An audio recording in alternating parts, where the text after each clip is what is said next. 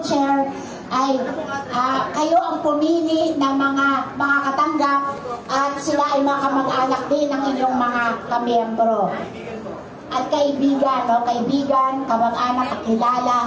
So, halimbawa yan ang inyong mga ginagawa na hindi ninyo pinapabayaan ang inyong mga kasamahan. And I admire you for that. Congratulations for that, ha? Yan ang essence talaga ng pagiging tunay na mamamayan ng ating lungsod, ng ating bayan, na iniisip natin ang kapakanan ng ating kapwa, hindi sa ating sarili.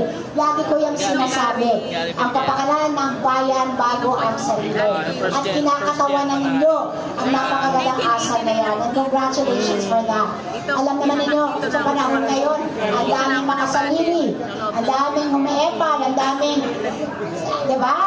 Pero, alam nyo, ang tunay na lingkod bayan, ang tunay na nagmamahal sa Panginoon Diyos, kinakalimutan yung sarili. Tama? Tayo yung huli. Tayo na huli, kahit kami yung huli. Huling kumain. Huli sa linya. Huli na sa lahat. Basta yung mas mga nangangailangan namin kasamahan, sila yung nauna sa amin. At bago kami, sila muna. Tama? And that is what leadership is about. So I thank you for that. Na yung value na yan. Na yung value of forgetting oneself, kinakalimutan ng sarili, alang-alang sa kapwa.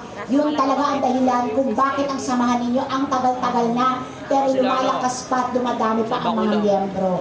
And I would like to congratulate you for that. Keep it up. Alam nyo, here in Quezon City, ito naman, ang laki-laki ng ating lungsod, pinakamalaki, pinakamalawak. At kung hindi nang dahil sa mga samahan ng katulad ng samahan ninyo, hindi talaga natin kakayanin maglingkod dito.